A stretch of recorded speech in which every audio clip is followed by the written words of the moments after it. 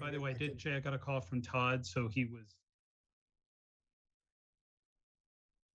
Yeah, he told me that. So. Okay, we're live. Okay, and I'll be right back. Go ahead and get started. Okay, I'm pulling up the agenda.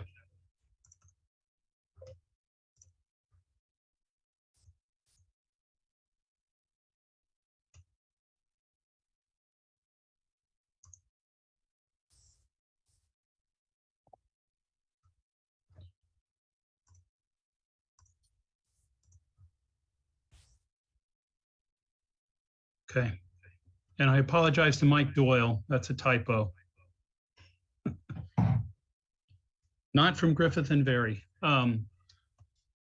So Jay, do you have any opening comments, or do you want to sort of throw it over to Charlie? I think Jay hopped off to take a phone call, Chris. Oh, sure.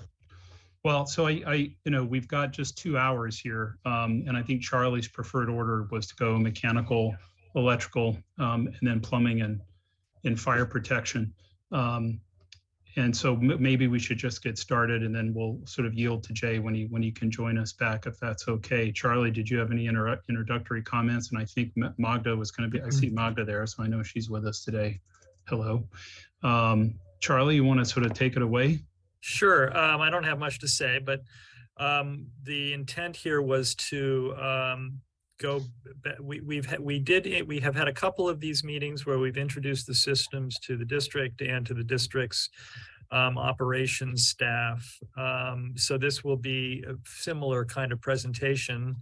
Wayne Matson is here from Griffith and Very, the mechanical engineer, and Bob Bravo from Griffith and Very is here as the electrical engineer, and Mike Doyle is here from IMEG for plumbing and fire protection. So these are our senior engineers. And then Magda is here as well, without a formalized role, but with the intent of being available to answer questions if they are about how a decision around a system might impact or not building performance, energy model, et cetera, et cetera. So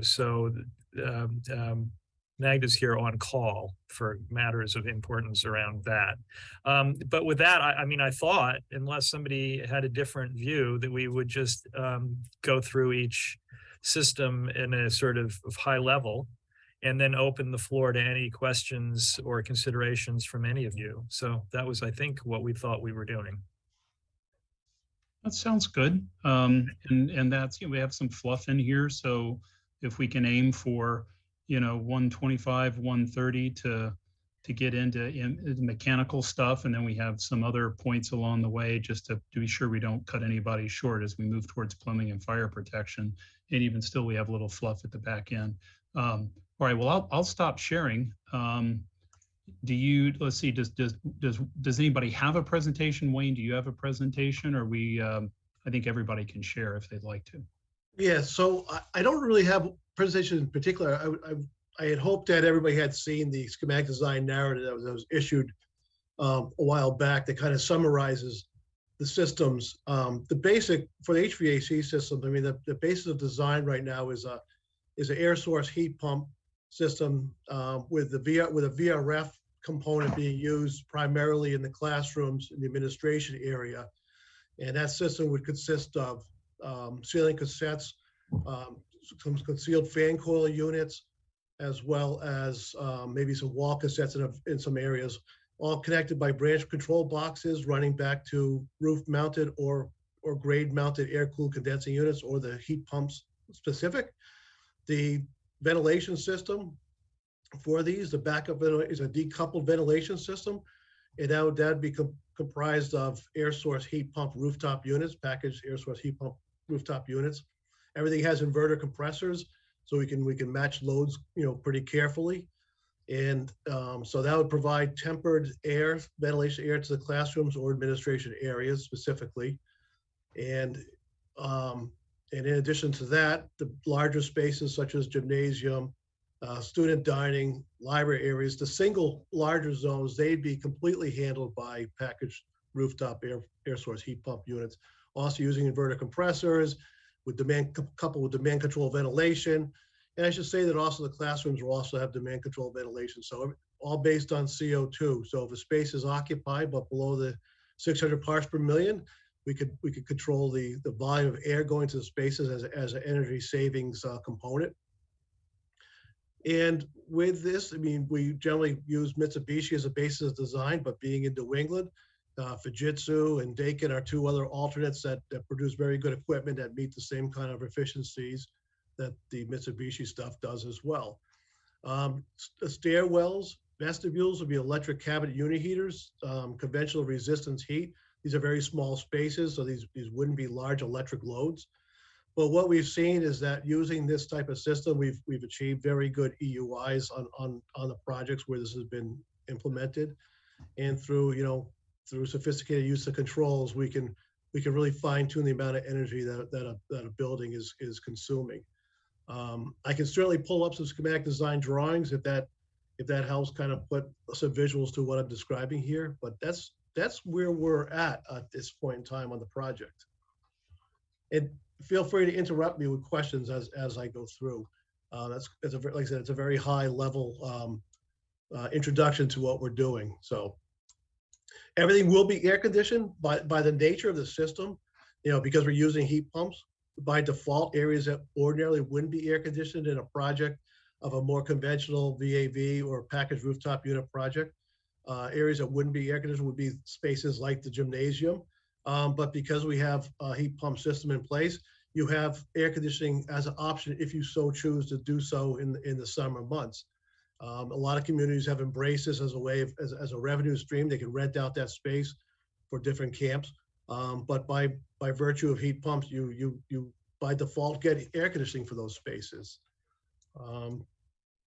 Let's see what other, the VRF system, with the decoupled ventilation, with the ERVs, the rooftop units will all be, very robust construction, double wall casing, MERV 13 filters used for all the inlet air.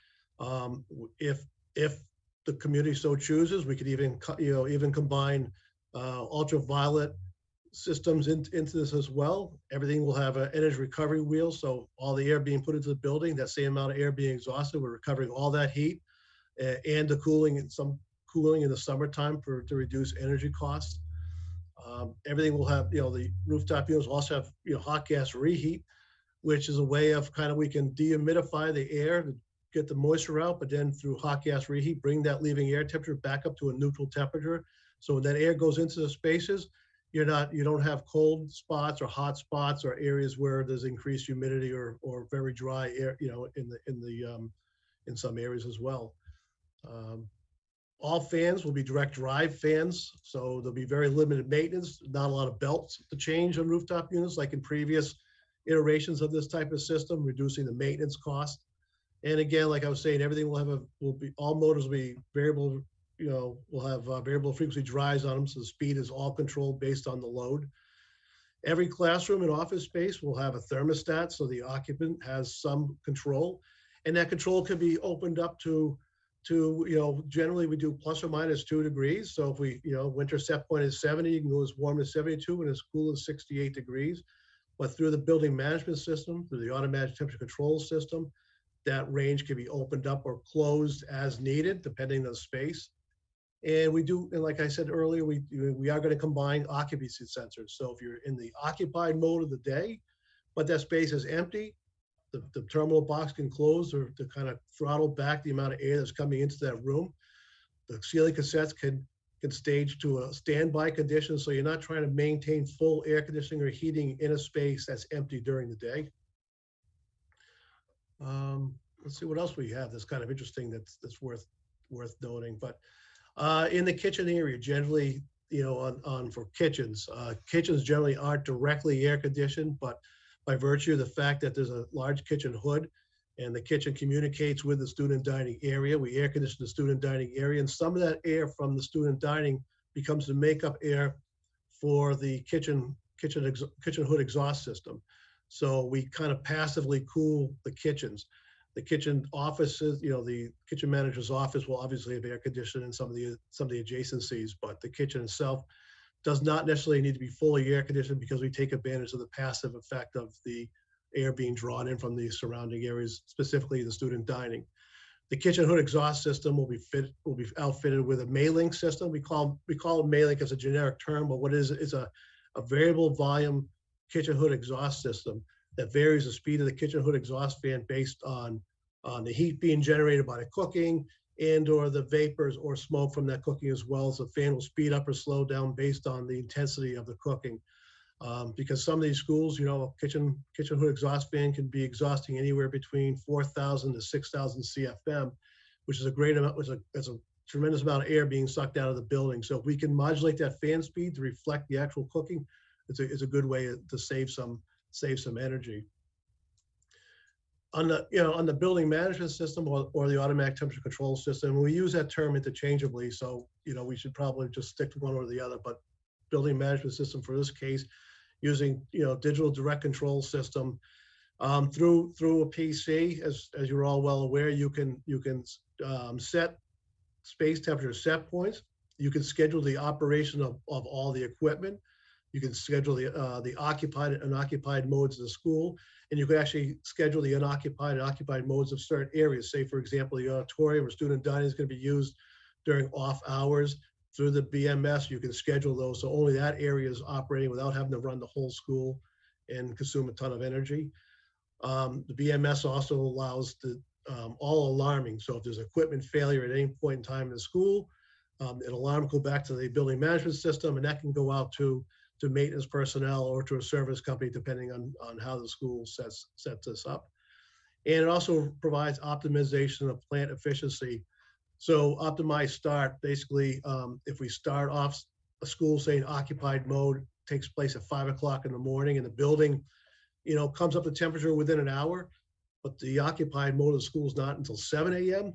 It'll adjust that automatically. You'll say, hey, we can get the building up to temperature in less than an hour. So instead of starting at 5, we'll start at 6 to save energy. So these are some of the features that the building management system has in place. I think I've touched on everything that's kind of critical to this. I really want to kind of make this as kind of an opportunity for the community to ask me questions and to provide me with some feedback on what they would like to see implemented in the system.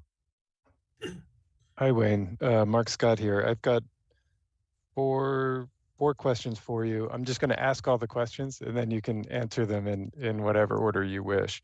Okay. First question is there any supplemental heating required on the heat pump system during winter when temperatures get low enough that the heat pumps drop in efficiency? 2, any perimeter heating requirements anticipated, particularly at large areas of glass? And if so, is that a hydronic system, or what would you propose? 3rd, is there any heat recovery on the kitchen exhaust? And 4th, for the large volume spaces like the gymnasium, are you proposing conditioning the entire volume with an air, overhead mixed air system, or is there any value in considering a displacement system for the large volume spaces?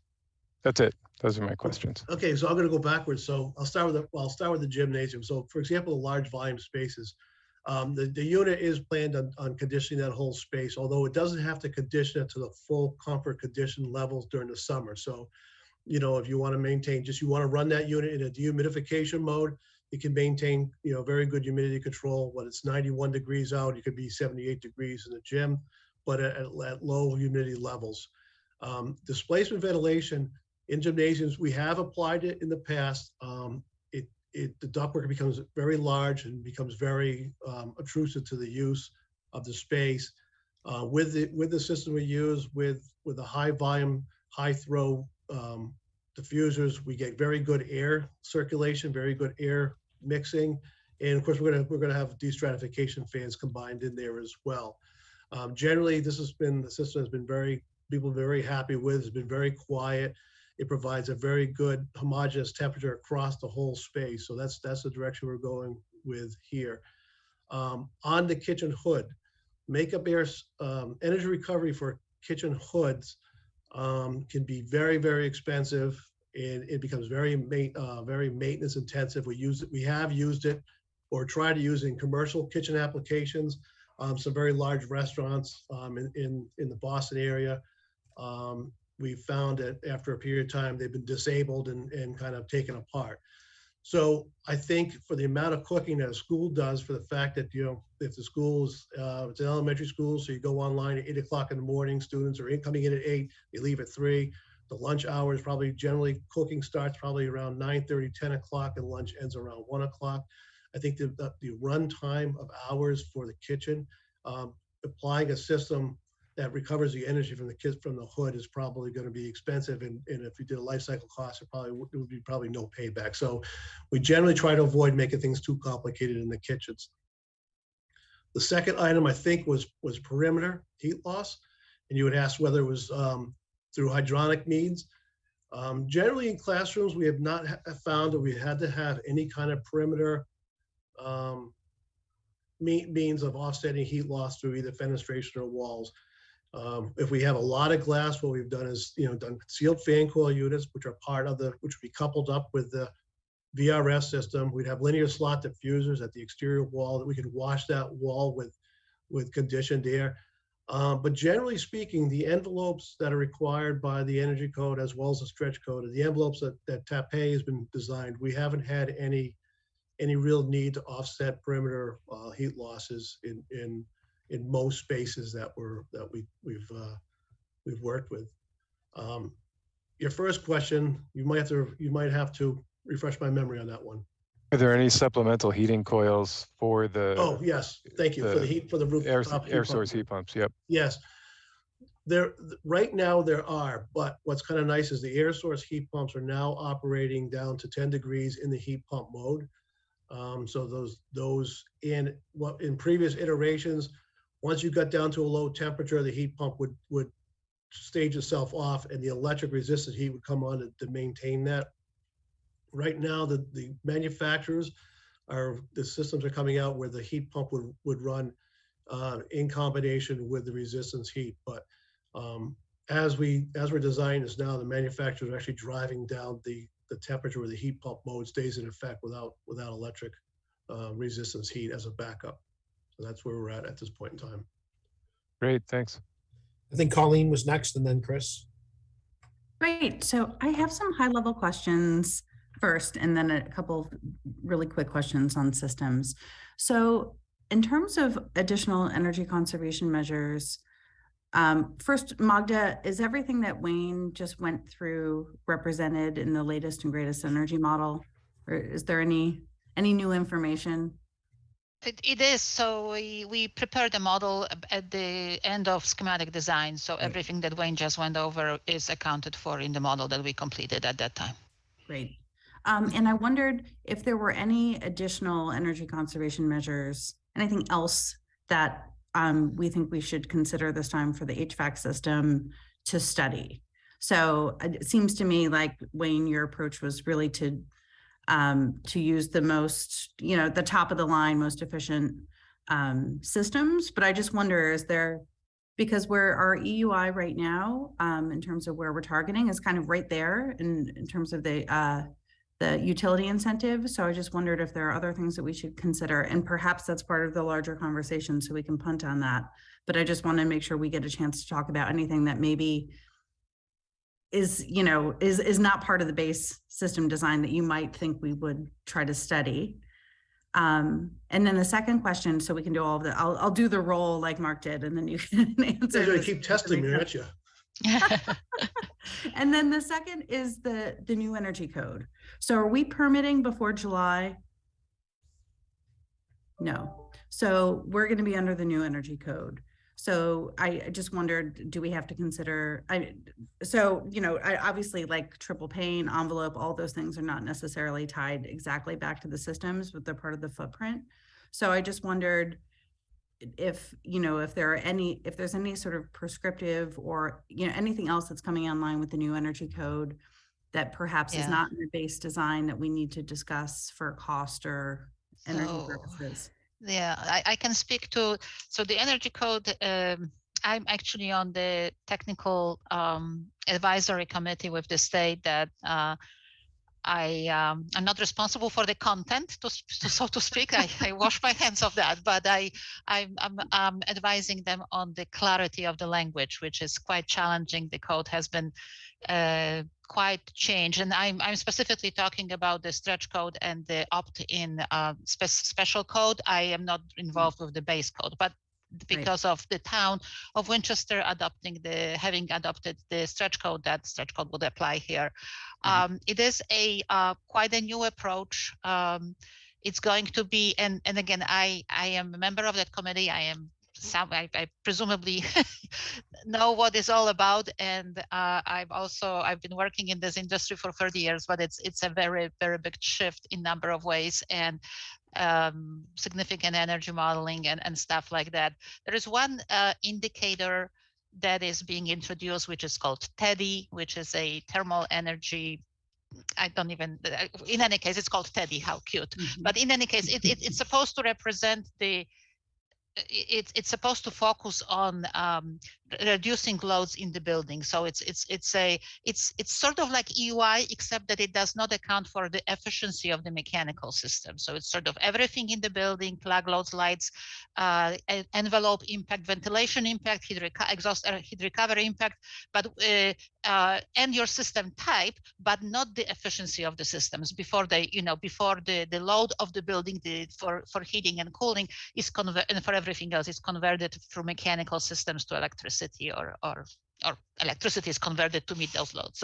So the bottom line, I actually, out of curiosity, so there are some TEDI.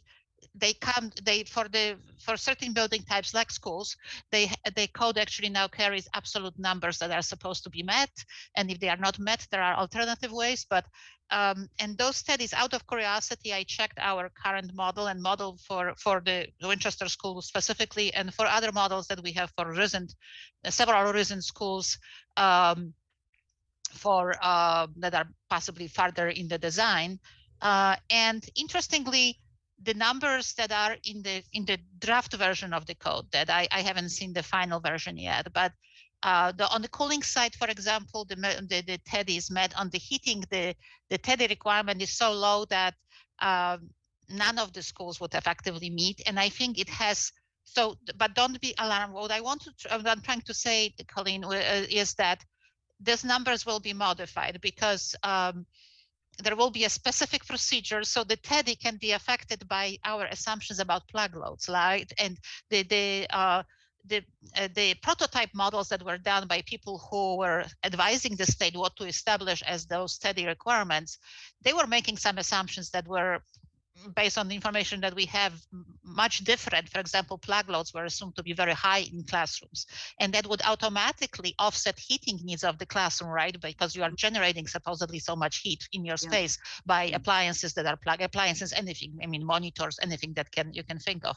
Now, that skewed this whole TEDI to cooling side farther than heating. And I think the state is going to vary these numbers. There is going to be a lot of people commenting on this.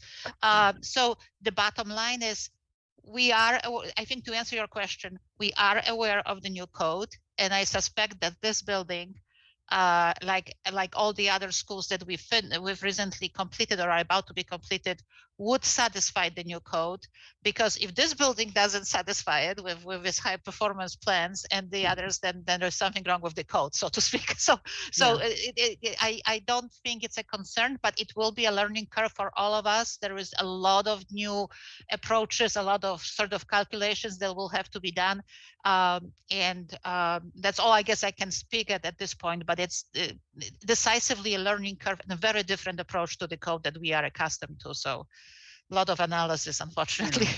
Yeah, it sounds like TEDI, from what I'm hearing, is not, from other folks, not the best baseline right now, that it doesn't reflect like you're saying, the Northeast heating and cooling. And it's also necessitating, I think, passive house. So again, I don't want to derail. So no, passive house is one of the options that people can choose in some approaches, but it's not, it's a new metric, and it's a challenging metric, and requires certain arbitrary inputs that may have nothing to do with the school specifically. So, we made assumptions about the school use and school plug loads based on information given so far, based on other projects.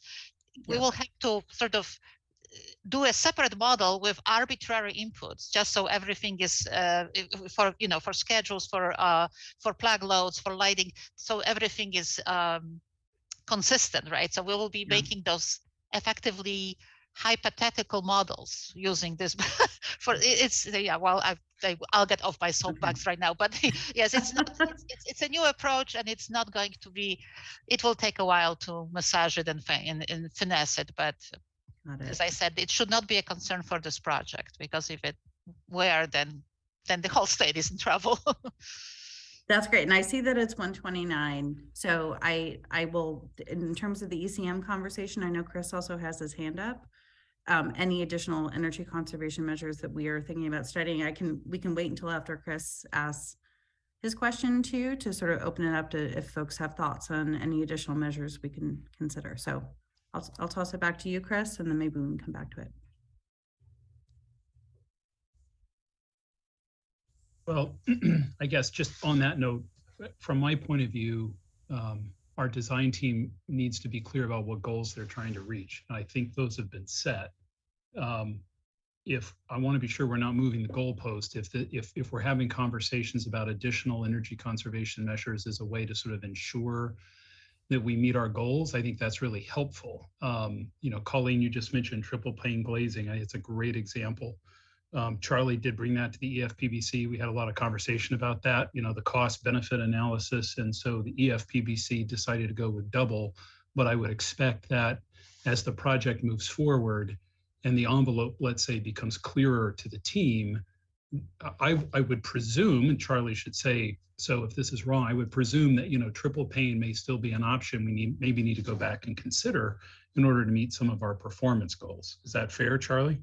That is fair. So we will do that internally and just revisit the envelope with Magda and see where we are in terms of performance. And it's sort of a dance. It's all these different things that influences the performance of the building. So, but that was the schematic design decision to try to push that number down a little bit. But if we're seeing encouraging numbers out of the estimators and out of the industry, we might revisit. I got it. So Wayne, I just have a few quick questions here. I'm assuming, do the ceiling cassettes offer the same kind of options that like a ceiling diffuser typically would, directional, bidirectional, omnidirectional, as the design sort of evolves? And I'm wrapping this question into, I had a question in my mind that Mark Scott essentially asked already, which was how do we provide sort of thermal control and comfort along the perimeter and avoid the need for some sort of perimeter heating. Do you feel, are the ceiling cassettes as part of this system, let's say, as versatile in terms of directing and moving air as a typical ceiling diffuser would be? Do they provide anything sort of extra for us in sort of providing that thermal comfort? I wonder if you might speak to that. And then the other part of the question, I'm sorry to throw like a 2 or 3 part question at you. Appreciate very much, your experience with TAP-A. Generally it sounds like you don't have much of a concern about perimeter heat loss. However, sort of at what point in the project or process do you feel you'd be at a place to sort of revisit that and have, let's say, greater confidence that we might not need some sort of measure of perimeter heating, whether that's thin tube or you're moving air, or even if it's like radiant panel in the ceiling? I mean, whatever that might be, because obviously there'd be a cost to that.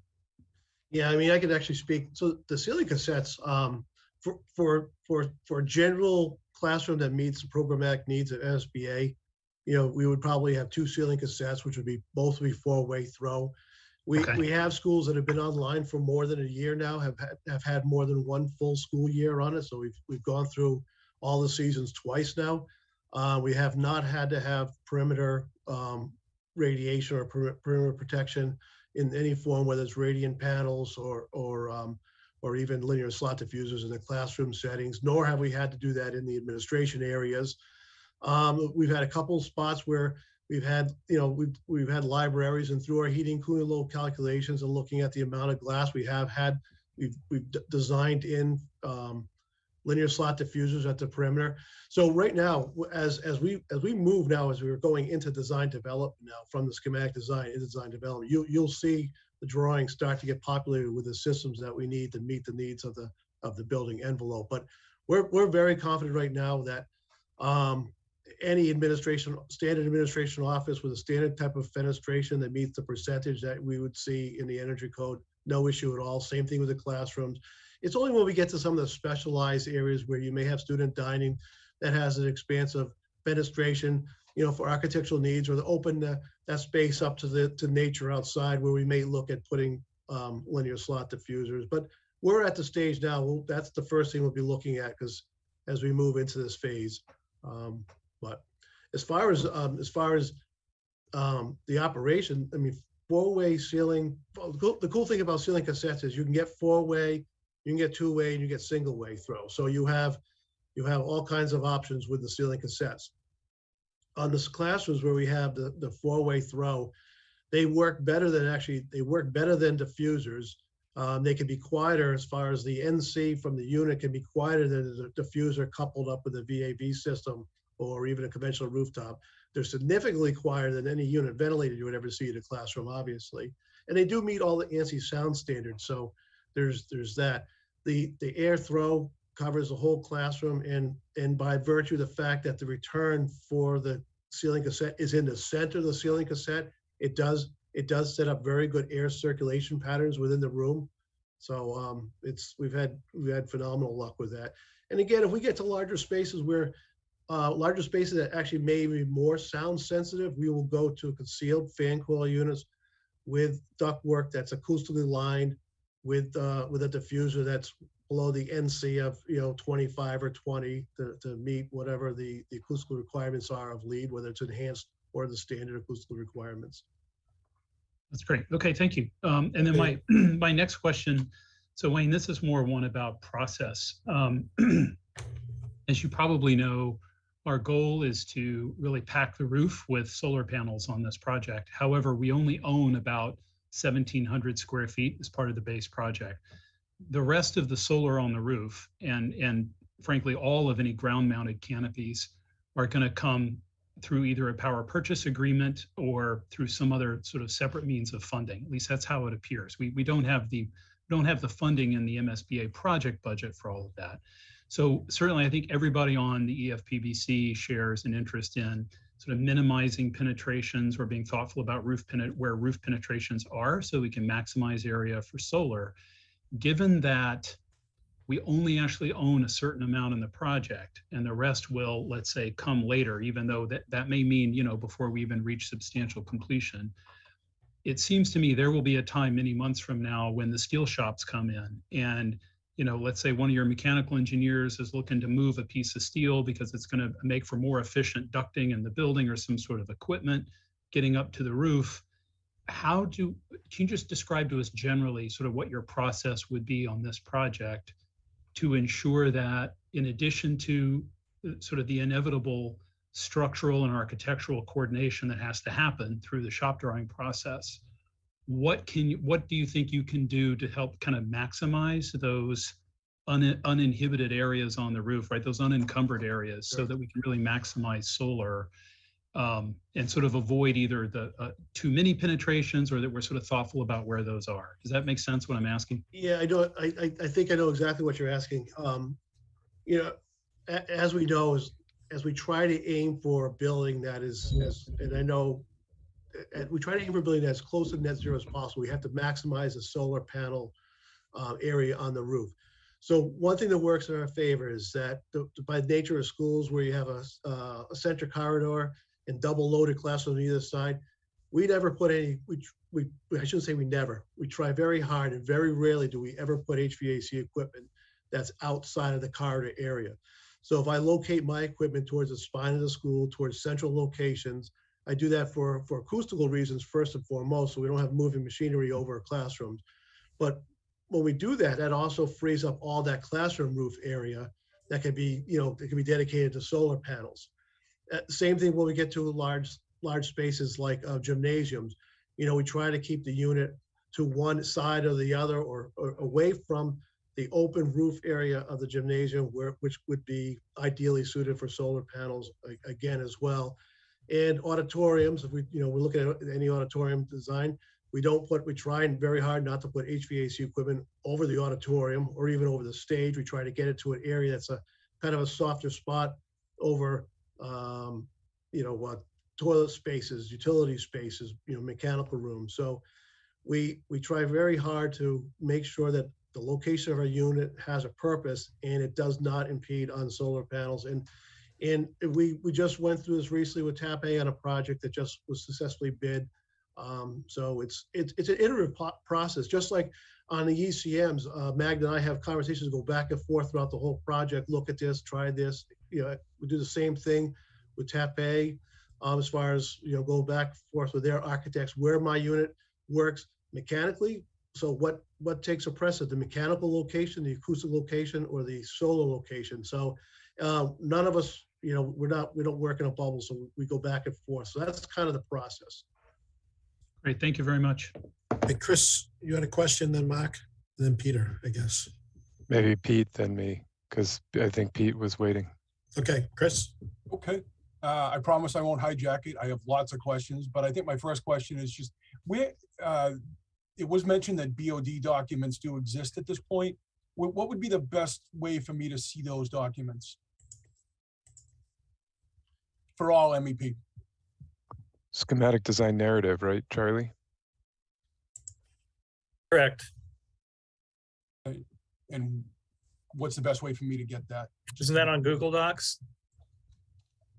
It is, and I'll send you that link, Chris, if you don't have it. I'm happy to do that. That would be great.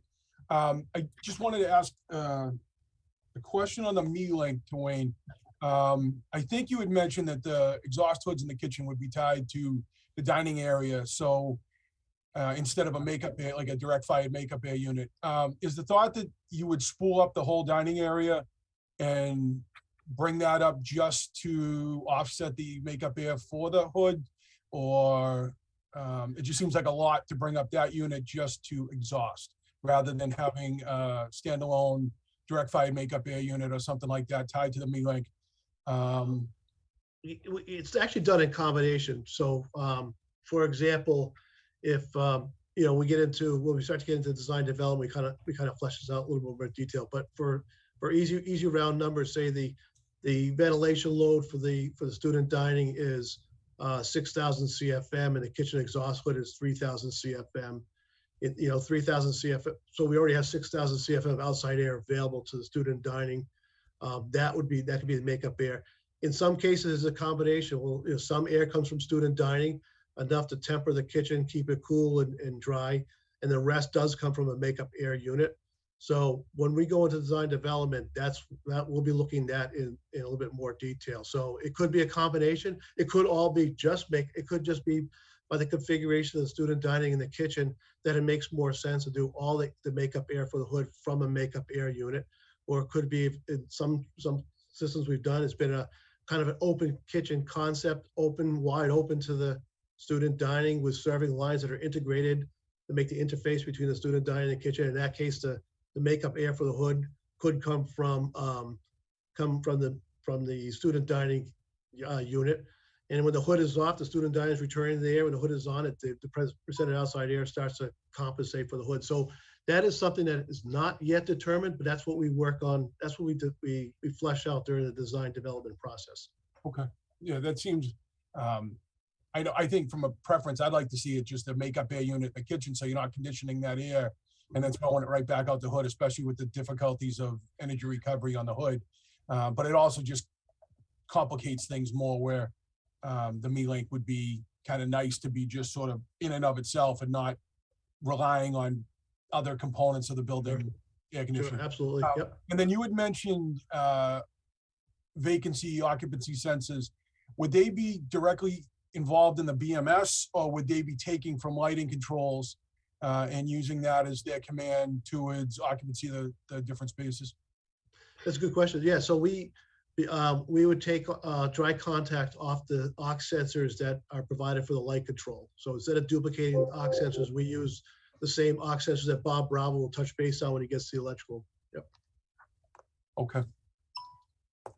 Peter, Um, all set, I Chris? have lots of questions, but I won't hijack it. Can I just, Jay, real quick jump in? Chris, I just double checked. You and Pete both have access to that information, but I just sent that Sorry. link to you again.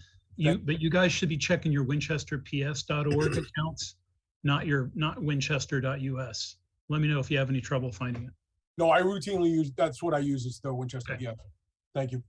Jay, I don't want to step in, but I think, Chris, you should not feel like you're hijacking anything. You're one of the most important people, and I mean that sincerely, because you're going to be on the operations side of things. So if you have questions right now, we can always have a second round of conversations about plumbing and the other, but.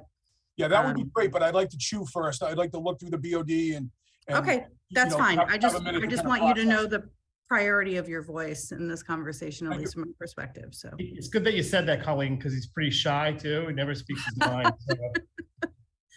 I know he's not. It's Pete. Pete, Yeah, go Pete. ahead.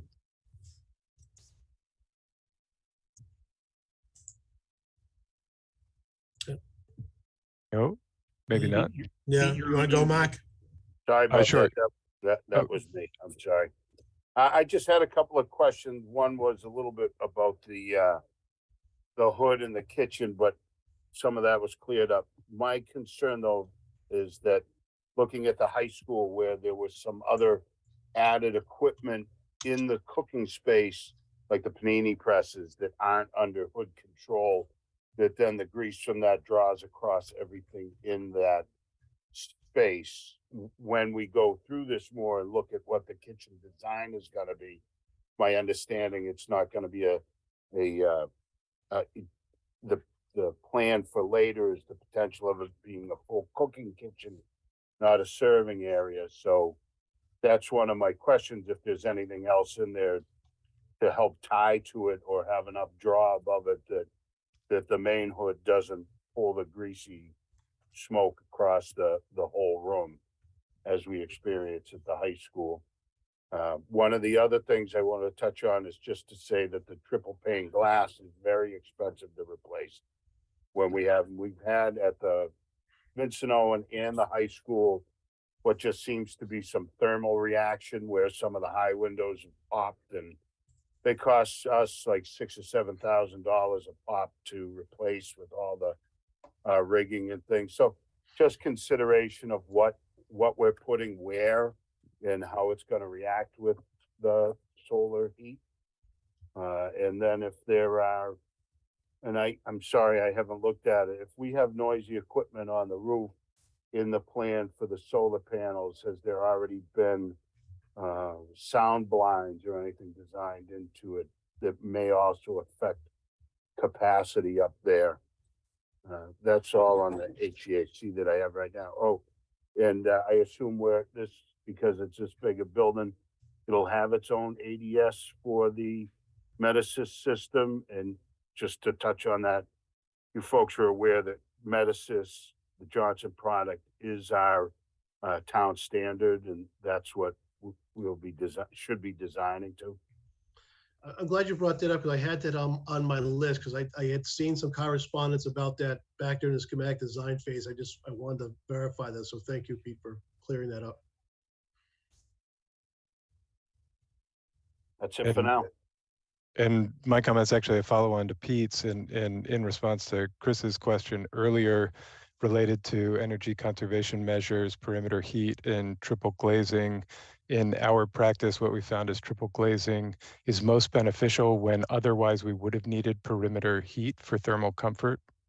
And if we don't need perimeter heat, we rarely find an economic payback for triple glazing in the mechanical systems, but something that we can further test out in the ECMs that we decide to pursue.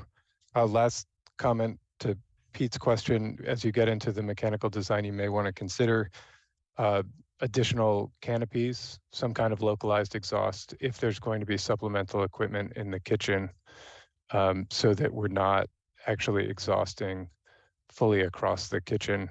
Have like a localized hood somewhere else for that supplemental equipment. That's it. So Jay, I think we're doing okay on time. Are you ready to move on to electrical? Yes, please.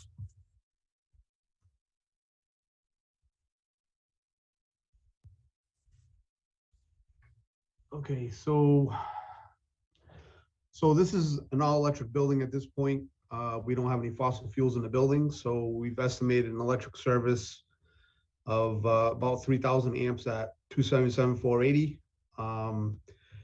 We have also, using that as a guide, have estimated that a generator of approximately 600 kW is required for this building, which includes the list that was included in the BOD. We put together a typical list of other projects that we've done that are representative of some of the loads that we put on generators. And certainly you can cherry pick or chime in and say, yeah, we don't want this or we want that. And we can kind of adjust it up and down based on your input as far as what you'd like to see on there. It's a pretty comprehensive list, so certainly take a look at it, and then you may say, oh yeah, we can live without this, or we want this added or whatever, and certainly we can accommodate that and adjust, make any tweaks accordingly.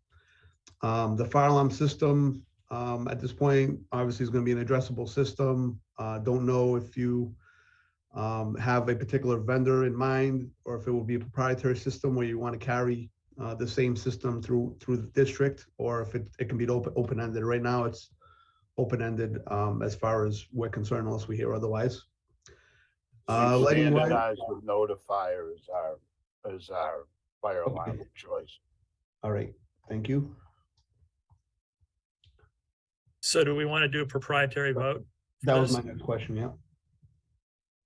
I'm asking the building committee. Yeah, Meg, I discussed it with Meg. We'll have to go and get it to the select board, I believe, on the school again.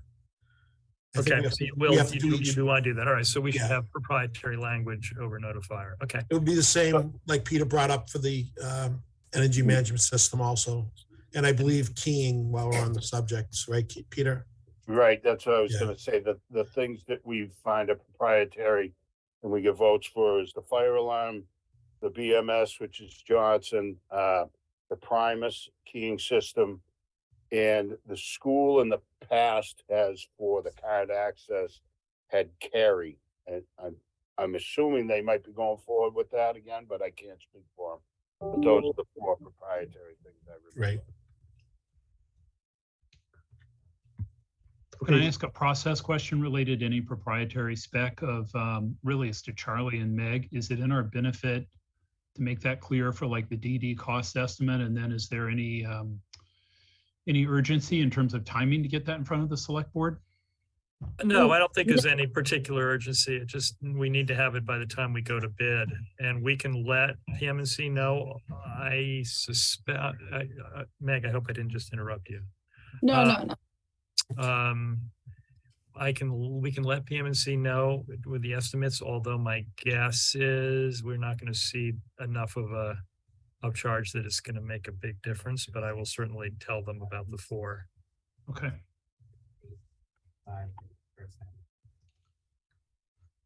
Are there any other comments before I continue on with electrical, or? No, keep on going. And we'll need to share and distribute, I think, the at least at the district level initially, the list of what is proposed on the generator, which was carried at the schematic level. So I guess I'll ask one question on an all electric building like this. What is the intent of temperature on the generator? Is there a way of maintaining a temperature in the building from freezing? Yeah, that's actually on the list of It is, okay. items. Yes. Yeah, we would never, recommend a generator and not include that. That's an essential item. That one, emergency lighting and refrigeration, I think at minimum, if you're gonna have a generator, those would be the first 3 I would put on there. Anything after that is kind of, nice to have, but not super critical. But anyway, from my point of view anyway. Okay, so get a little Can bit. I just ask one more thing about the cassettes? Are those going to be condensate gravity? Are they going to have internal pumps? Are they going to have external pumps? I'm hoping that you're saying there's no pumps involved in the plan is to do it all gravity, but Just a question if that's. even a Yeah, thought at this point. yeah, I mean, I would love to say it's all gravity, but in reality, the ceiling cassettes will have a little lift pump that has a capability to lift the water 33 inches, and then it flows from gravity after that. As you can well imagine, these ceiling spaces get pretty full between my stuff, conduit, sprinkler, piping, and the limited duct work that we always end up with some smaller condensate pumps.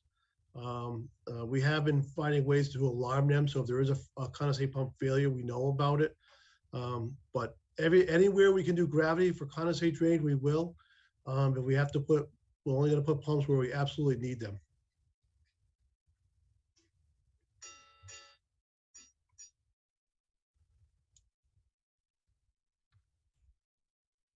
All right.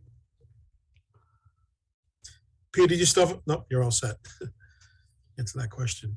Double clicking, sorry.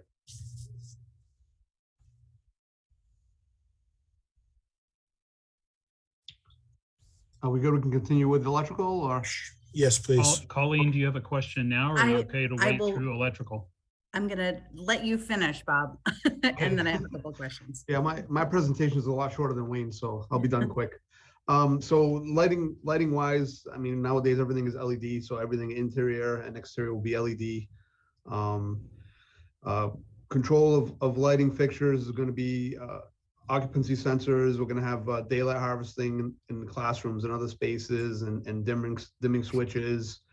We will be designed to ICC and ASHRAE, so we will have also auto receptacle control in a lot of areas, which I know owners are not a big fan of, but we're kind of stuck with it by code. What else we have? We're gonna have a bidirectional amplifier system, which basically amplifies any police or fire radios, so that when they address the building, they can communicate. We will be at minimum putting in a PV system conduit, a PV conduit system, so that at any time you have to do that by code anyway. You have to make buildings PV ready. So whether the PV system gets installed or not, we would be providing raceways so that they can put it in after, and you don't have to tear up the building to basically get it in if it's an afterthought. Electric vehicle charging stations, we'll be putting those in according to LEED. In some cases, certain districts want more than LEED, which represents 2% of the overall parking spaces, but that's a decision to be made by your district. We'll have a mass notification system, which basically, unfortunately, we put in for any active type shooters, so that there's an alert if there's an incident in the building. You can communicate back and forth and basically move people away you want them to, and all that kind of stuff. And also at this point, we're recommending a lightning protection system, not required by code, but a nice to have. And typically we do include those in all school projects. That's kind of a basic overview of all the different systems, and anyone have any questions, certainly I'll address them. Colleen, you have a question first? Sure, I have 3 quick ones. So on the lead work plan that Allison and Magda had presented in, I think it was in February of last year, we had demand response both points checked. So that's the peak load reduction of 10%. And we haven't talked about how we're going to get there. Generally, it's expansion of thermal comfort set points and lighting, and then something else. Right.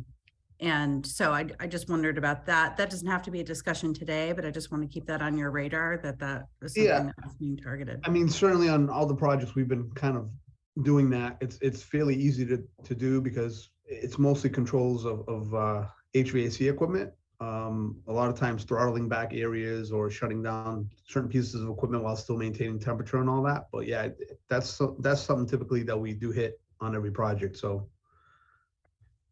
That's great. And I think, Ken, I know on Arlington that offered a reduction of the utility rate as well from that peak load reduction. So it sort of was a twofer for us. The second sort of connected to that is metering. So when I work on projects, it's generally we try to align the data that comes in with how folks like Chris and Pete are going to use that data to improve operations. So I know advanced energy metering was something that we had also targeted, but I wondered at some point we should probably have a conversation about what that looks like, and if generally the level that you have to meet for LEED sometimes is overkill of what folks need for a project. So, you know, that's again another placeholder for down the road that we might just, you know, have a separate conversation with facilities group to see what makes the most sense, and if, you know, what Chris and Pete want to monitor and what would be helpful set points.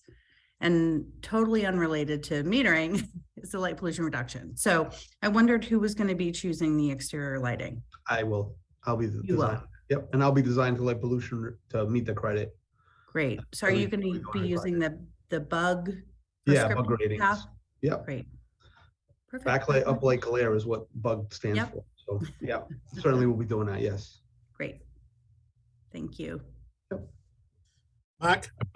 Bob, just a quick question / clarification on the lighting controls. You said occupancy sensors. I'd recommend they be on vacancy sensors. You're going to get more savings off that, but you might have just they meant have that. to be vacancy, right? Yeah, I'm Yeah. sorry. Yeah, they are vacant. They have to be by code. They can't be auto on. They have to be manual on. So yes, Awesome. it will be vacancy sensors. You are correct. Great. Thanks. Yep. And Peter, then Chris?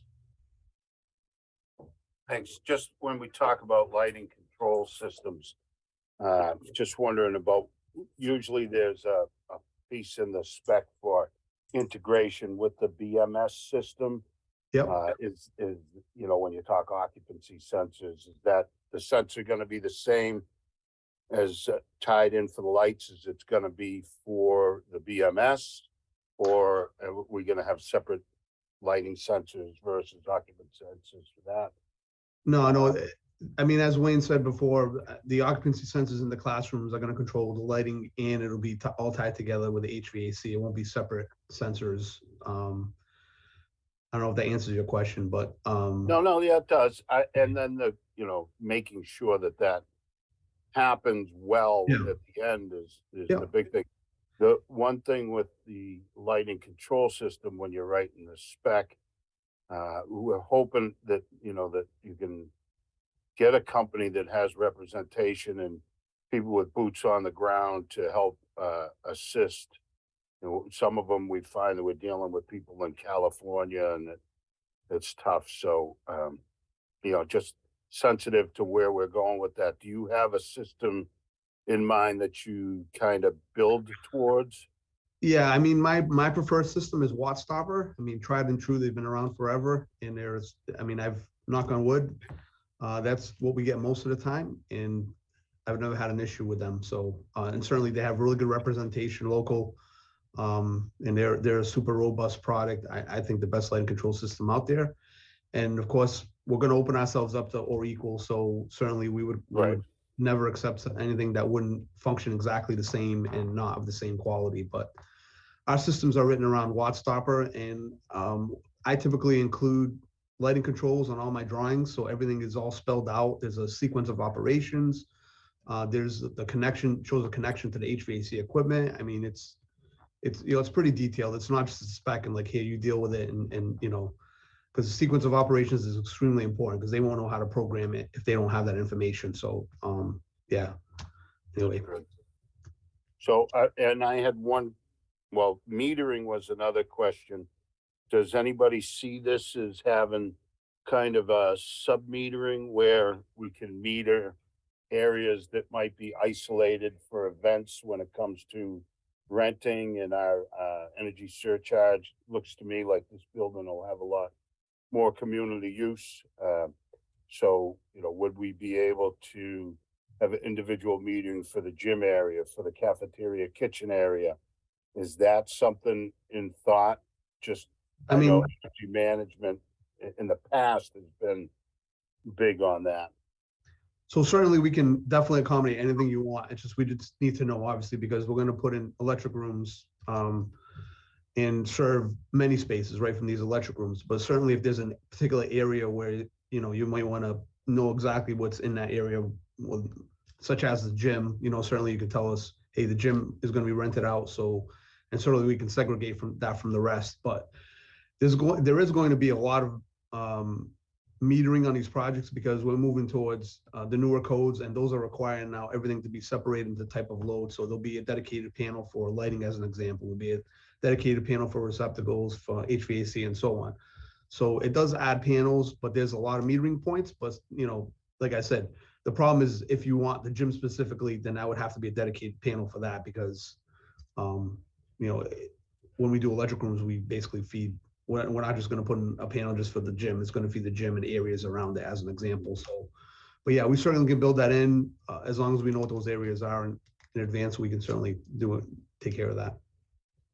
Great. I have one last, and I think this is getting in the weeds, but with the food service area, since it is going to be designed as a kitchen area, is there a plan for a separate hot water booster, electric booster in there, or is the intention just to have it in any kind of dishwasher? Is there a commercial dishwasher? I'm sure that hasn't been laid out, but it's a question I'm wondering about if we're later on after the fact, we don't have that hot water 180 degrees, so we're gonna have to deal with that. That's a question for the plumbing engineer. I think he's actually on. Yep. Okay. Hi, this is Sean Galano. Despite what my title says, I'm not Mike Doyle. For the kitchen, in our experience, usually we'll see dishwashers that will only require 120, and then they'll be boosted up, usually at the point of use. And so with that, we don't need a separate hot water heater or separate loop that's like 140 going to the kitchen. It'll all be fed off of the main line that runs through the building, which is 125, and then it gets boosted up from there. At least that's where our design is right now.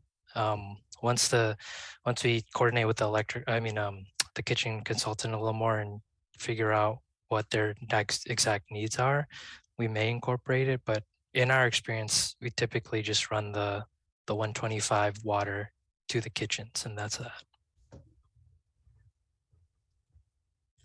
Okay, so likely there'll be, and the designs go on, a point of use booster in there. Yeah, usually it's part of the unit itself. Yeah, it'll take it from 125 or whatever the inlet temperature is required, and then it'll boost it to whatever it needs to be, if it's 180 or so. Are you all set, Peter? I am, thank you. All right, Chris? Thank you. So Bob, just real quickly, Charlie's got all the detail on this. You could circle back with him, but the EFPBC voted back in, I think, August to double the number of charging stations from 6 to 12 to put those in 2 separate fields. We didn't get into the weeds about whether it's 6 and 6 or 4 and 8. I mean, some of that may be driven a little bit about site and where we feel those really need to go. But one element too that we've certainly talked about is this interest in the potential for future expansion, for future charging stations, and what infrastructure may need to be in the ground by way of conduit. So, and at some point, I think your voice might be helpful to help us understand if it makes sense to contemplate, identify, let's say, a third future field of charging spaces just physically someplace else on the site. Or does it make sense to say, no, we'll put in some conduit and, where we may have 6 in one area, that could grow to 10 or 12 someday. It's kind of weedy, but, certainly the amount of conduit, might be substantially different. So I think there's a cost issue in that as well, and maybe just a practicality issue. If we expand an existing field of charging stations, can we do that without taking the existing ones offline and inconveniencing people? So those are some of the things I'm just sort of thinking about that we might encounter in design development. That was it. Yeah, I mean, my biggest concern really is with the electric service, because these things are drawing 40 amps a piece. And if you put a bunch of them, they add up pretty quickly, so they could compromise the electric service. And certainly, I mean, in some districts, they're talking about 40, and they're talking about doing a dedicated electric service for that, because 40 is a lot, and they add, like I said, it adds up at 40 amps a piece, and then all of a sudden it's like the electric service can't take it. So it's just, again, we can accomplish anything as long as we know in advance, and we can certainly, right now we're at 3,000 amps. I mean, you can pretty much go to 4,000 amps with one electric service before you start talking about 2 electric services to the building. Because again, this is an all electric building, so the consumption is quite higher and the electric services are bigger as a result. So, but you know, if there's a certain amount that you're entertaining, certainly we could take a look at that and say, yeah, we can still accommodate it. We can bump the electric service up to the 4,000 and still be okay. Or it may be something where it's like, yeah, we're gonna have to talk about a separate electric service altogether. So the conduit's the easy part. It's the, you know, making sure the electric service is built to take it. That's all. Yeah, got it. Thank you. Hi, Chris. Conway, sorry. Couple questions. The generator you had mentioned would be 600 kW, but you would also mention looking for a list of what the district facilities and/or facilities was looking to have. But I'm assuming you've already taken a stab at that to come up with 600 kW. Yes, actually, the list of the BOD actually lists the equipment that we're assuming is on emergency power, and that's a good starting point for you. And you can kind of certainly weigh in and say, oh, we don't need this, or we want this added, so we can kind of adjust it based on that. Okay, and I think one thing that would be helpful to work with you on is as we develop that list and comparing that to a burn rate for fuel so that we size the generator fuel tank for what the district actually wants to be able to be standalone for. Is it 2 days a week? Yeah. You know, how long do they want to be able to run without needing fuel deliveries? I think that's an important piece of data that would be helpful to have wrapped in there. Yeah, so actually, my standard spec is 48 hours as a runtime, and that's at 100% load. So certainly that generator probably is not going to be rated at that, but so you know, that's a starting point for me. That's my standard spec, 48 hours. Okay. And then you had mentioned a BDA. Would that be PD and FD or just FD? It's both. Okay. Yeah. And then on the sub-metering, one thing that would be really helpful as we get on that road is not just the sub-metering, but also calling out for a way to utilize that data and not just providing a dump of it through sensors, et cetera, even demon something, but no real way to process that data to be useful.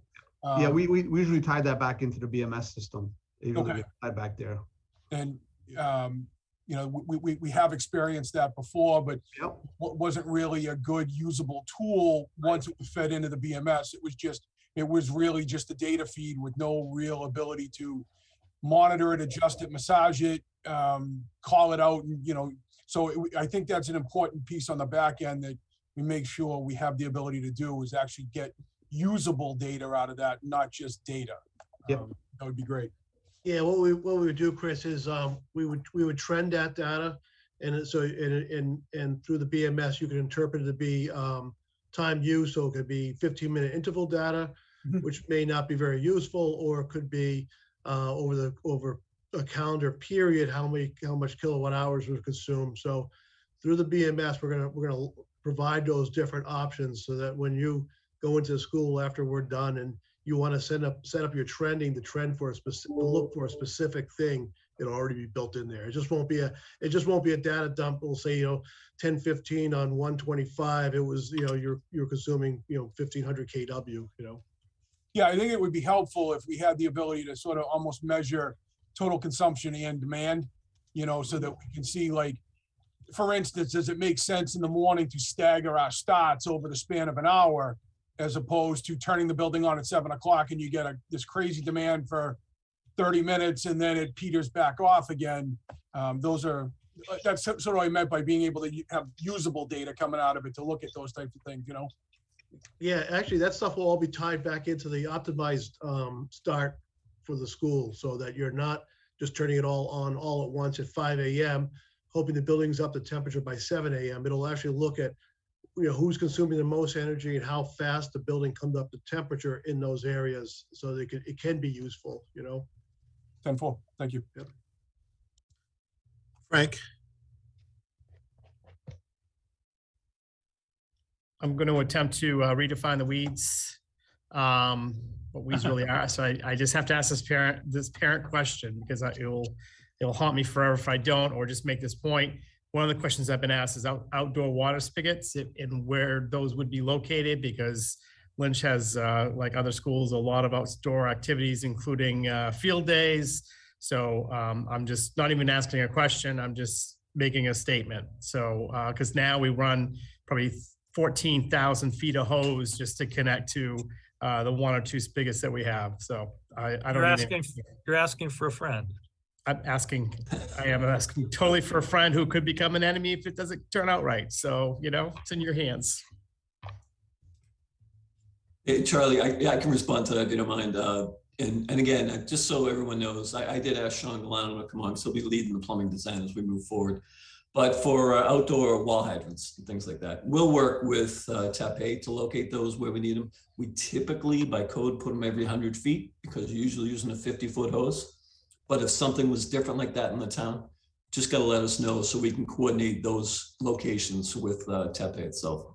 I think people would be thrilled with 1 every 100 feet. So, yeah. Okay, we'll keep that in mind. Pauline, you have a question on electrical? I don't. I'm sorry. I will lower my hand. I'm going to ask one question. I think really for Chris Conway to weigh in on the BDA. Chris, don't we have mutual aid also at the high school, or just the 2? We just have police and fire. That's it. The police and fire frequencies. And one other comment is to check with the fire chief has been going back and forth on the digital master boxes. So we just want to confirm with him what on his review. I guess it will be on his review what he wants. Do we have a new chief yet, or do we know what the process is or timeline is for that? There must be an interim, right? No, Chief Teston isn't leaving until April, and the process to replace him is ongoing right now. So we plan to have a permanent chief in place when he leaves. Okay. Yeah. Thank you. Okay, moving on.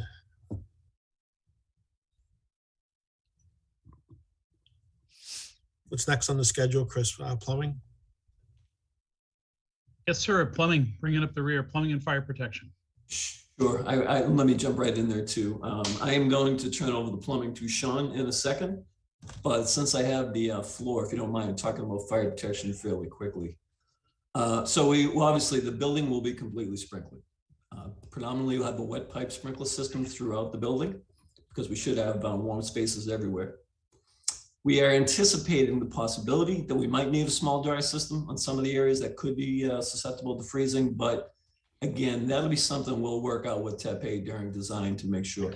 If we can avoid it, we're going to try to avoid it. We'd rather use dry heads off the wet system to save us some money. But it'll be one of those things we'll discuss definitely over the next couple of months. Like I said, there'll be sprinklers throughout. We do not need a fire pump at this point in time because we did do a hydrant flow test out on the site, and that proved that we did not need that. There'll be a standpipe system in the building that will also feed the sprinklers. And I think the fire department was looking for that as well. So that'll work well for them.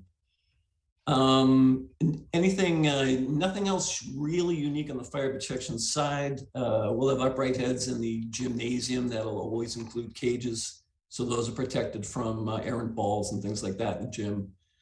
Upright heads in any areas that don't have ACT ceilings. I believe we're going to go with concealed sprinkler heads throughout in ACT ceilings. I don't think there's a lot of other fire protection issues. The kitchen hood should come with its own ancillary fire protection system. So that'll be separate. But I think that about covers sprinkler as a whole. Does anybody have any questions about that? I do. I have one. Yeah, Chris. Thanks, Mike. So what would your approach be to areas that are sort of semi-enclosed? So I'm thinking about that outdoor classroom, the top of the building for our older students. Charlie and his team have this concept of maybe a solar array, kind of semi-transparent up above. It's not really fully enclosed with walls. Do you know yet what the fire protection approach either is required per code or what your approach would be in that area? So we would need to protect it because there'll be people there. And then again, that goes right back to my statement about the potential for a dry system versus using that wet system. So I think that's something we'll coordinate with them. We're going to have to take a closer look at the distances that we're covering and things like that to see if we can use sidewalls to protect all that space, and how do we go about doing that? We've done this a lot with TAPE in the past as well. So I think we won't have a problem. Again, We're going to try to avoid using a dry system if we have to, just to try to save some money. Okay, and then, we have this large sort of communicating stair in the middle of the building to some community spaces. And so as I'm asking this question, I'm not seeing a real clear building section in my mind. And I'm thinking about whether it's a 2-hour wall or even a 3-hour wall in some instance. But as the building exists in your mind today, we don't have any need for like deluge sprinklers, do we? In any glaze conditions? Not at this point, no. Okay. No, we don't seem to have that condition, yeah. Okay. Charlie seems to agree. Good. All right. Thank you. You're welcome.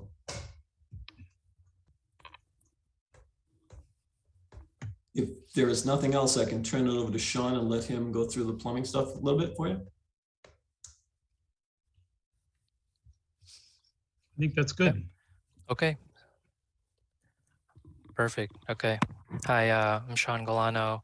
As far as the plumbing systems go for this building, we have 4 main systems. We have the domestic water, the sanitary waste and vent, the grease waste and vent for the kitchen, and the storm water.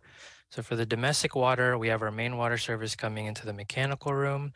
From there, there is a main building shutoff valve, water meter, backflow preventer, and then the water is distributed to the various plumbing fixtures like water closets, lavatory sinks, the exterior hose bibs or wall hydrants, roof hydrants, to the domestic water heating system, and so on. So pretty much all the plumbing fixtures.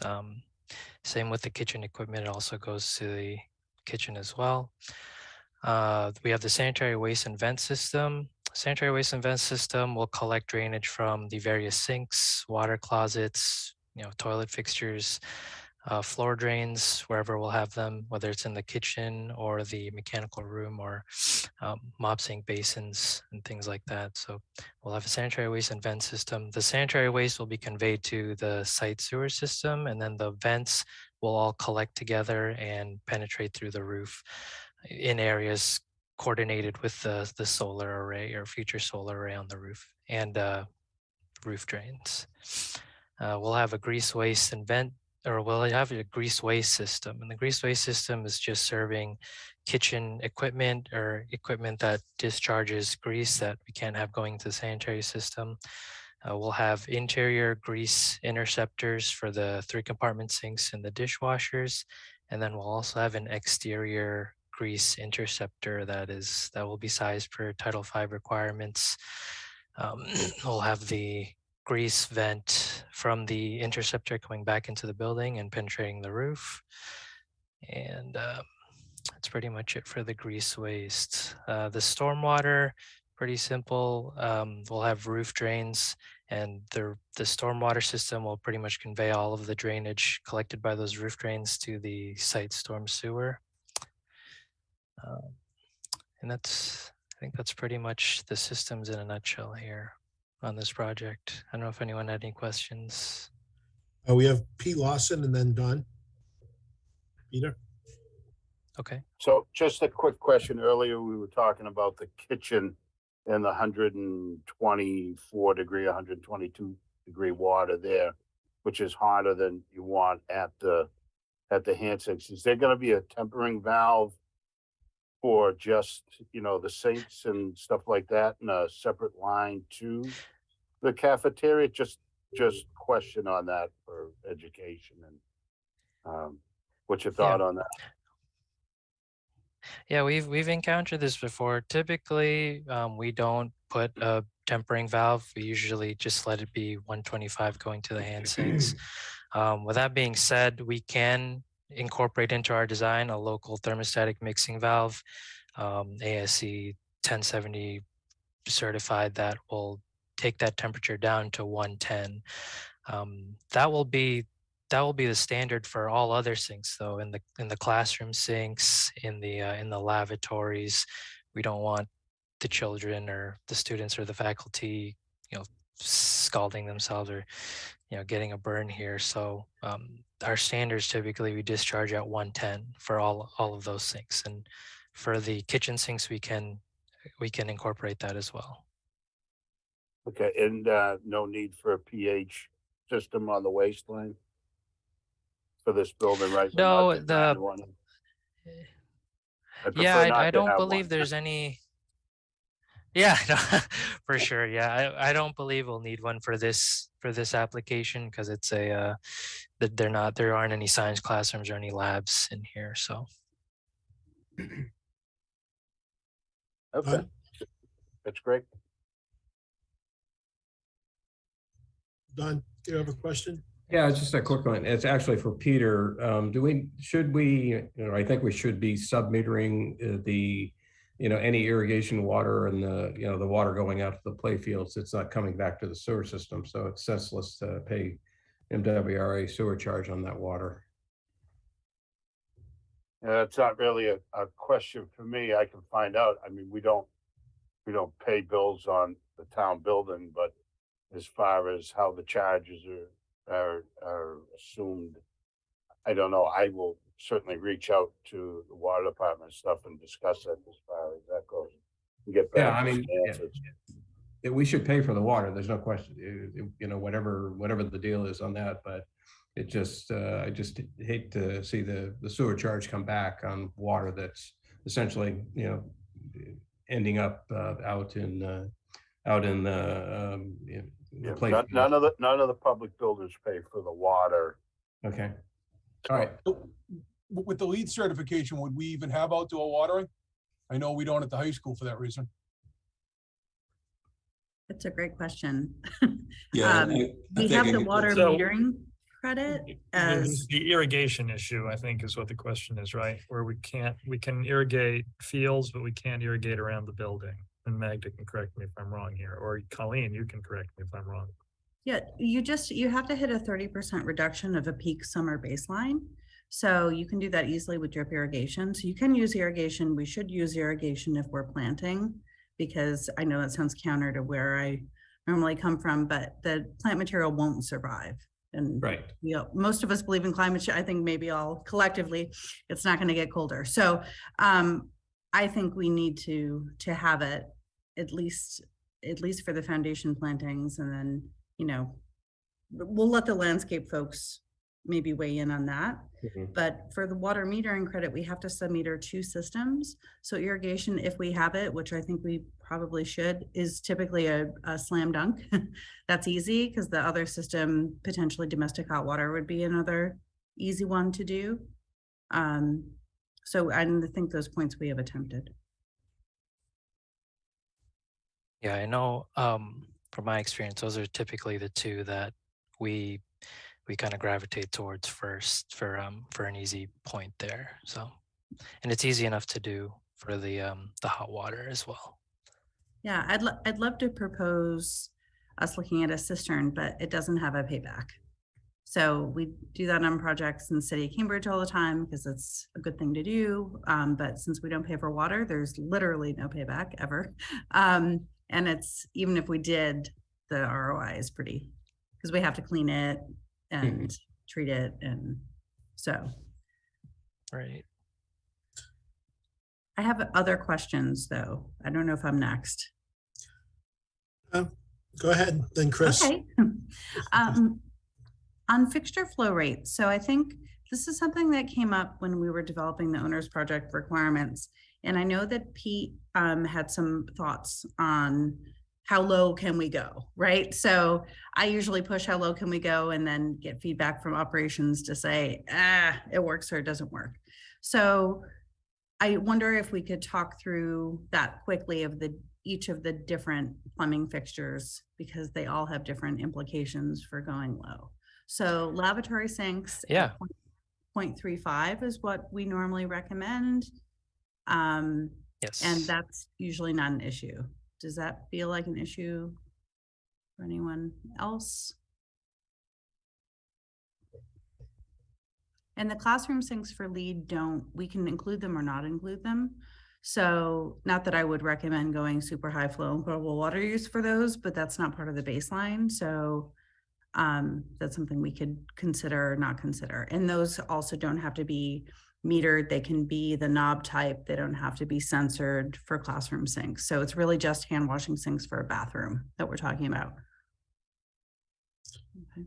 Pauline, I'm sorry, I was spaced out for a second. Can Sure. you just ask the first part of that question again?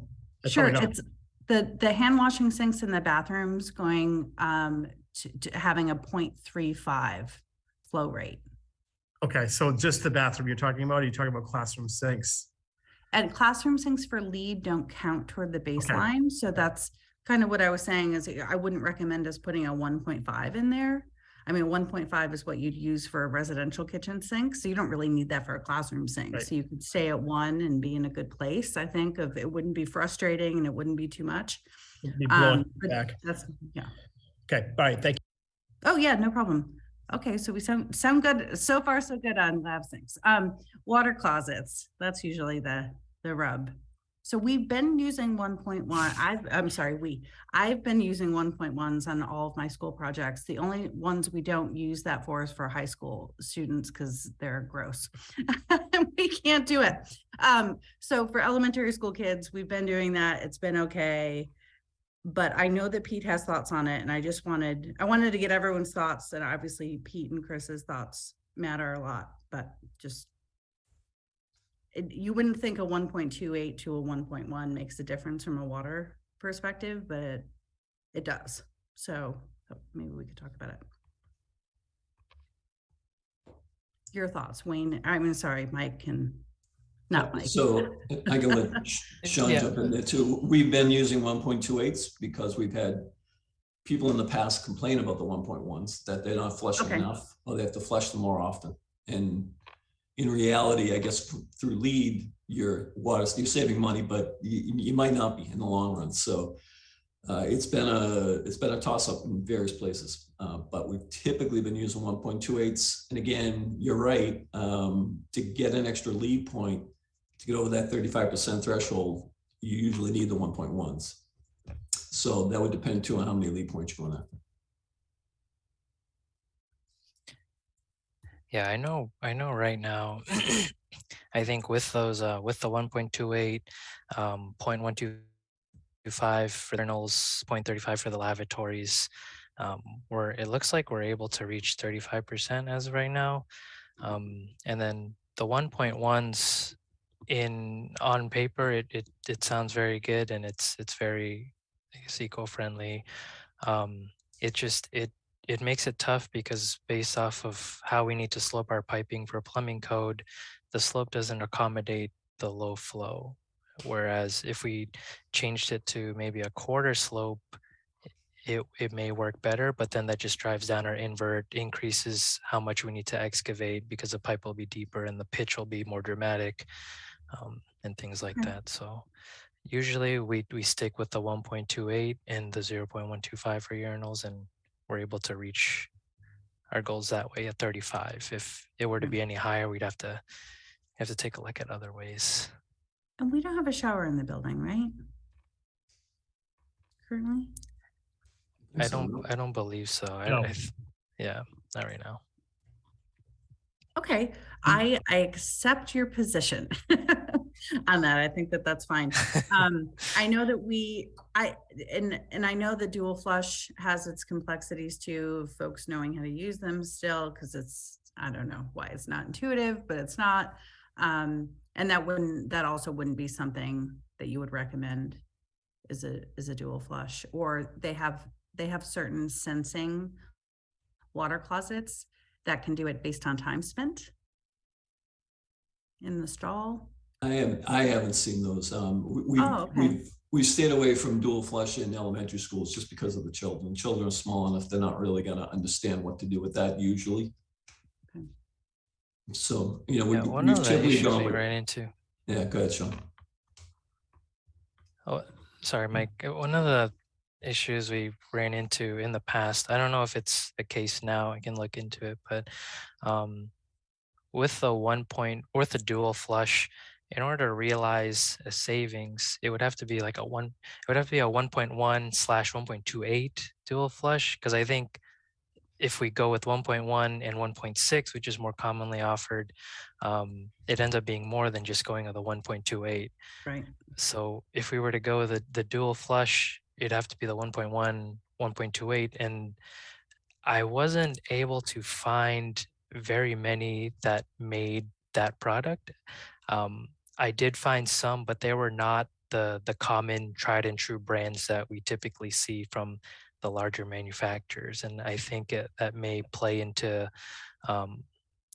the whole, having to evacuate the waste with that flow rate and things of that nature. So that it may have changed recently. I haven't looked into it.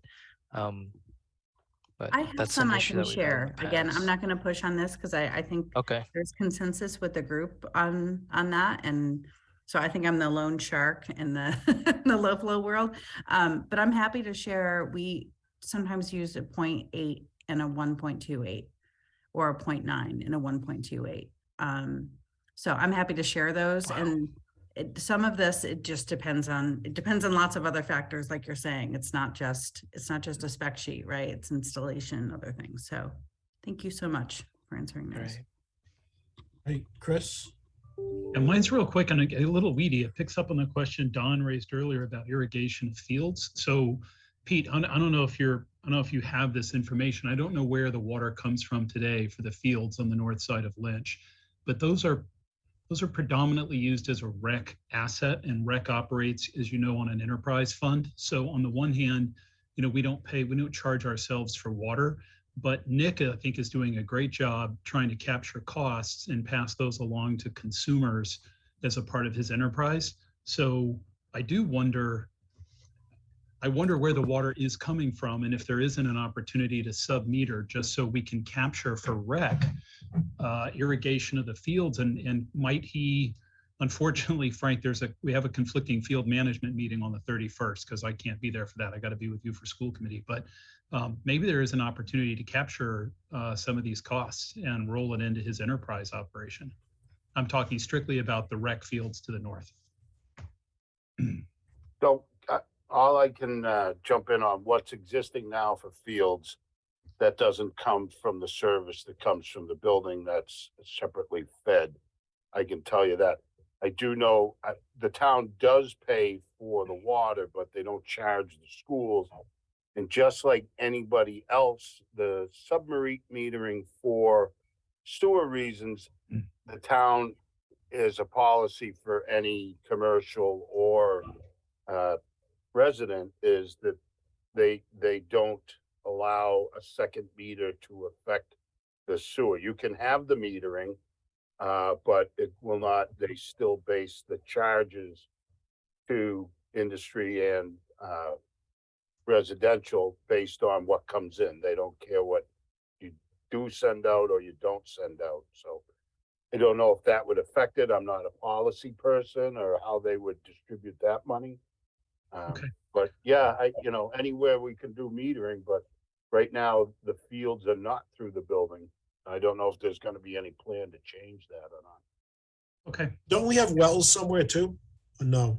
I believe the one, I forget if it's Ginn or Manchester, one of them does it from wells and it's a pain in the ass, but Yeah, I think it's Manchester. Yeah.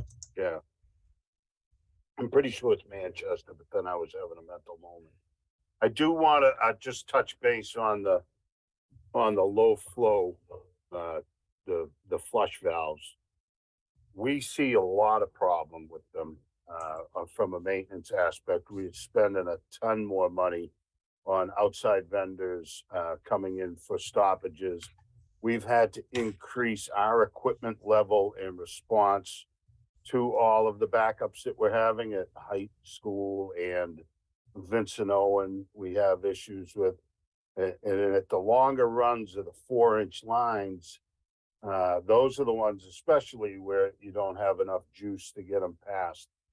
Some of my discussion with the water department in the past about changing the pitch is that if you change the pitch too much, you're actually just pushing the water past the solids more than you're making them move. So, I don't know what, I'm for more water going down if it's going to do the job rather than us have to do the water later. We're practicing of flushing every week with water from somewhere else down drains.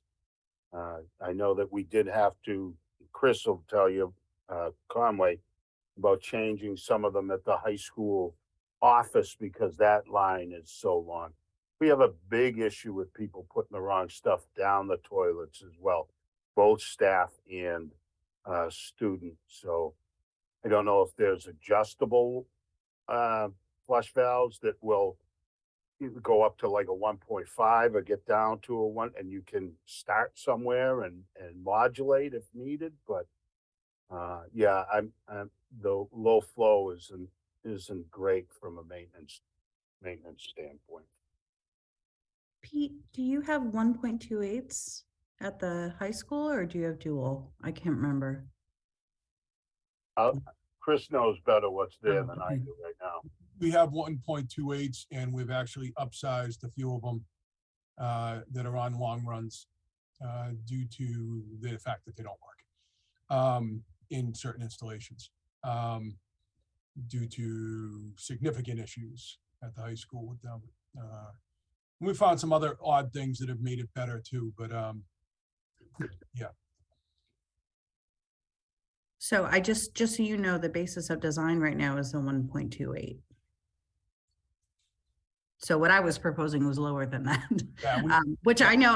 Behind that, sorry. Hey, I surrendered already. Yeah. No, but I just want to make sure you understand that's the basis. So there's a couple things we're running up against. One is that there's a prerequisite for LEED for the 20% water use reduction, and that we probably could get around with using the 0.35 and just trying to maneuver a little bit. But I thought that the 1.6 was not allowed anymore by code, by plumbing code. Yeah, I think the it has to be a 1.28. Yeah. And I mean, if it's 1.28 at the, where you're having issues, I know that's kind of typically what we specified. I don't know if the bigger problem is just people not putting what needs to go down the toilet down there, whether it be pencils or homework or tests or something, report cards, I don't know. But Yeah. that might be that might be when the 1.28 is supposed to operate properly and take in the proper waste or fluids or however. If people are dumping stuff that shouldn't be belonging down there, that could be the main issue of it, and not just the discharge of the 1.28s and the flow rate. It is something that's going to happen. I mean, we're talking generally paper towels and feminine products that end up down there more than you would hope. But I mean, it's a fact of life. That's what goes down into these public bathrooms. Right. Yeah, I think to dovetail on exactly what Pete's saying is, elementary school kids particularly are very creative in what they add to the toilet. And I think we just need to be cognizant of that, as we design these with pitch and flow and all that while nothing will fix, homework in the toilet or, the pencil case in the toilet, but we just need to have an eye to that as we design, especially even for cleanouts and things like that, because it does happen more than it should. And, high school age kids are a little easier to work with and explain things to, but elementary, maybe not quite so much. I just want to go on record and say we've not lost any children yet. We can work on that. Make sure the toilets are appropriately sized. We don't want the holes too big. Perhaps some homework, however. Not since the 80s have we lost anybody. Can't speak before a couple years ago. So can we agree that we're going to have a basis of design of 1.28 and no dual flush? We also had discussed in earlier meetings that most of this is all hands-free, correct? And I think Chris and Pete, you had asked for hardwired, not battery. Is that correct? We had talked about that. That was our request. Yes. Yes. They're a little bit of a headache to hardwired is a pain to set up, but it makes some sense because you're not rushing around replacing batteries all the time.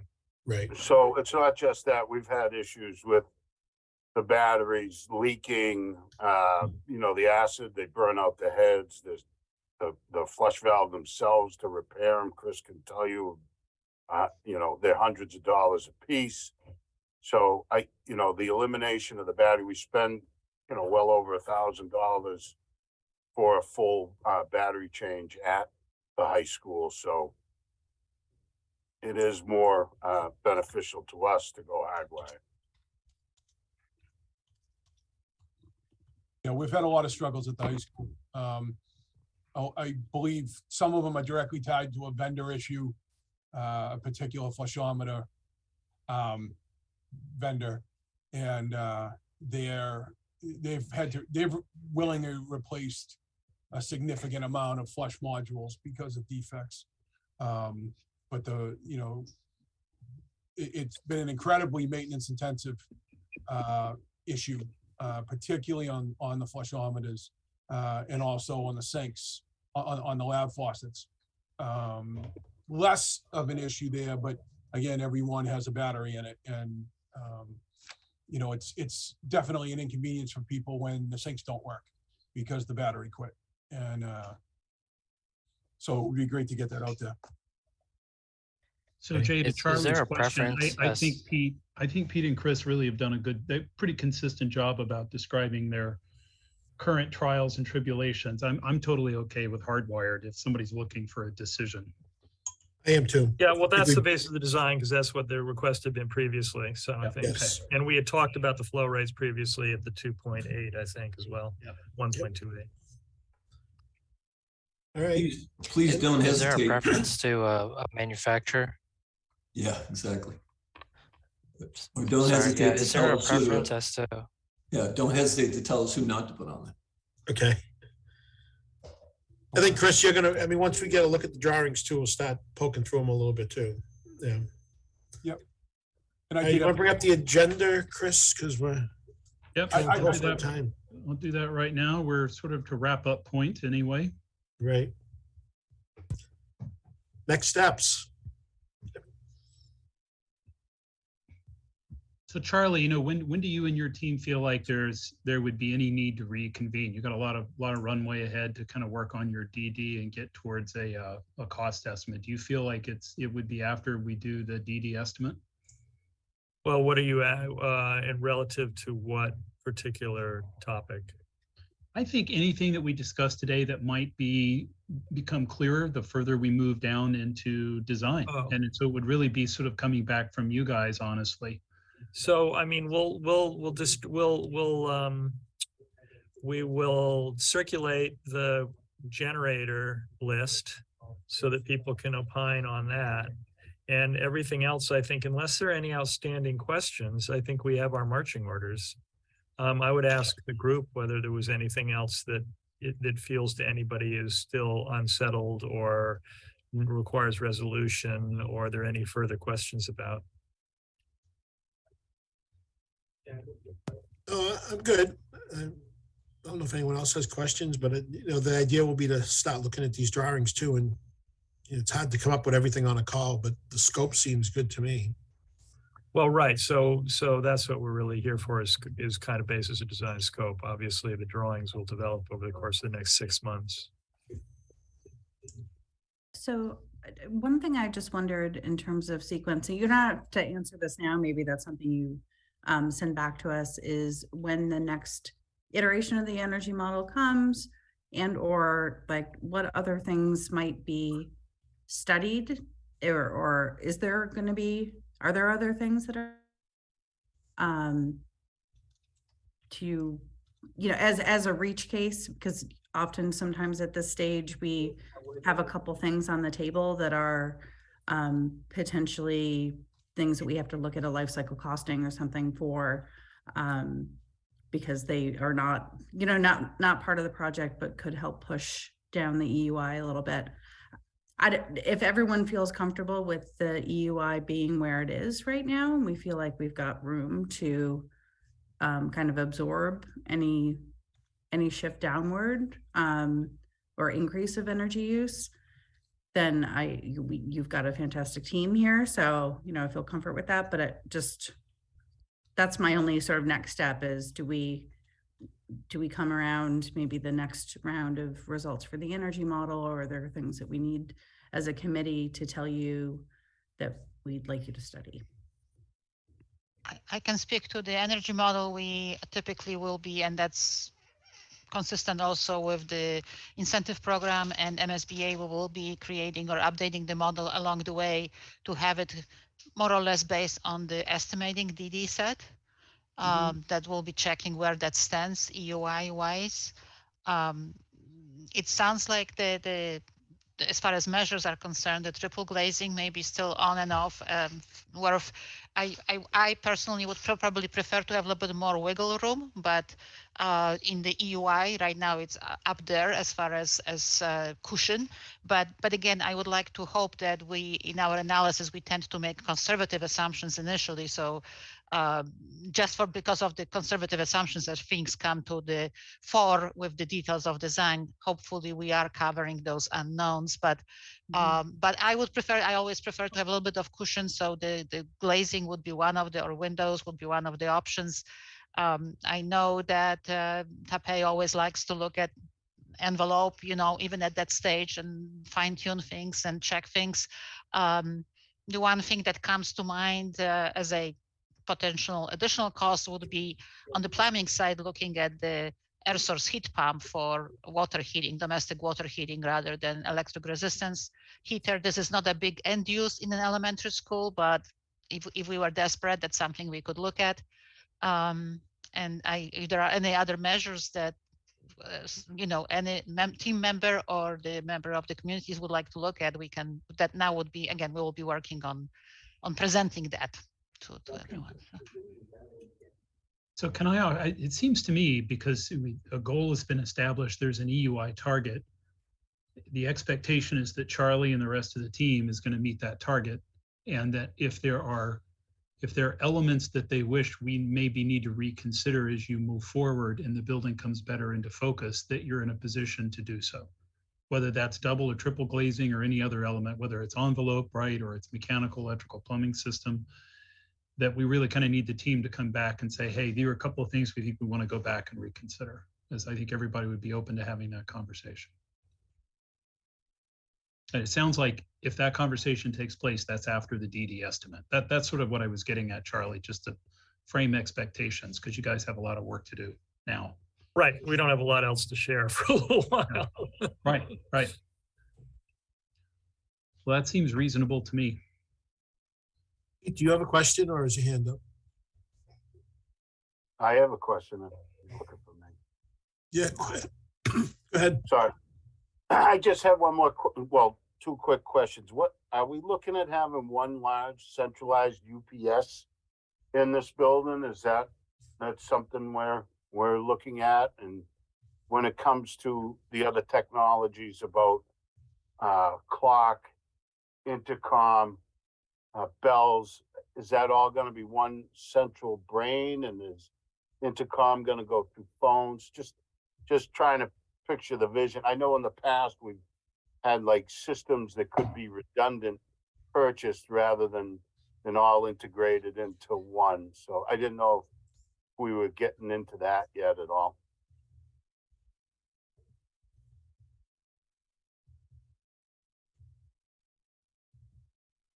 So that's probably, Bob, correct me if I'm wrong, generally under the purview of our technology consultant, which is advanced technology design. And at some juncture during design development, we will be having at least a meeting with the district to talk through those kind of technology questions, which obviously you would be invited to. But Bob, is there something else more robust to that answer that you should want to offer? I mean, on past projects, as far as UPS, I've been more seeing UPS as the backup. As an example, the MDF panel, so any circuits for technology.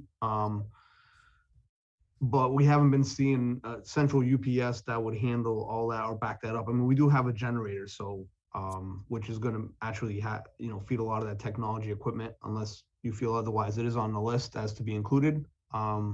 So I mean, I've seen, it depends on technology consultants' point of view. I mean, I have seen it in rack UPSs as being, used. So it's dependent upon, the owner and what they want. But I mean, we do have a generator, so it would only be to take up the loss, the 10 seconds that it takes to fire up. So, and certainly, I mean, on some projects we have provided central UPSs.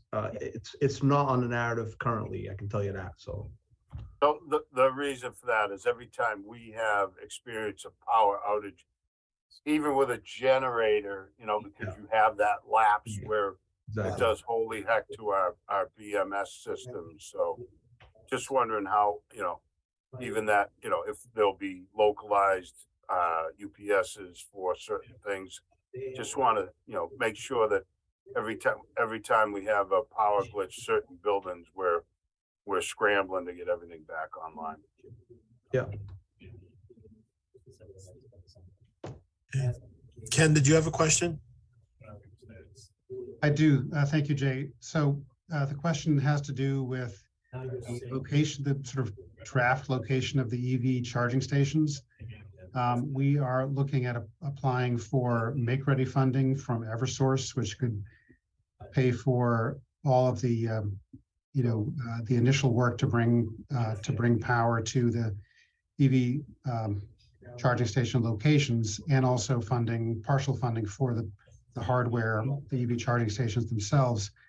Eversource recommends that we get our application in as early as possible, both to take advantage of funding that will eventually run out, but also for some design assistance. And we did approach them, and they said, well, when you have a better sense of sort of where in the two fields, where in the two parking lots under consideration you'd like to put the charging stations, come back to us and we'll, continue the conversation. And I know that was, sort of on the to-do list to further consider exactly where in the two parking lots under consideration we would put these charging stations, but I don't know if anything further has happened there. And if it hasn't, what process are we going to follow to actually select the location for those 12 stations? No, not a mute. I think we can do that relatively quickly now that we're back into design development. We can get you or get with, I think the first stop is the district. And then I think once it's approved, then we could more widely distribute it out. Okay, thank you. Anyone else? 5 minutes left. Yeah, I had a quick question regarding the plumbing equipment. Is there a preference on equipment needed to be powered during emergency, or any equipment to be put on emergency power, such as water heaters, possibly the hot water heating system components, things like that? I mean, not until I really know not until I know what is there for equipment, and if you've got any ejection pumps or things like that need to be powered, but we don't have flowing water pumps, so I can't think of anything right now. Peter, we don't consider these schools as shelters, correct? The true definition of them, no, because they're not. I was gonna say, I hope not. No, because that's a whole can of worms. No, I know that's and as far as maintaining water temperature, the sinks and everything else, if we are, so no. The town as a policy ends up putting a few people up in the hotel versus trying to do something like that. So yeah. Okay.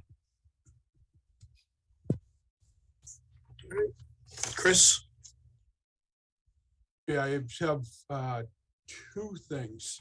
I would just like to ask, as we go through design, that MDFs, IDFs, anything like that, considered as much as possible, if not exclusively, water-free zones.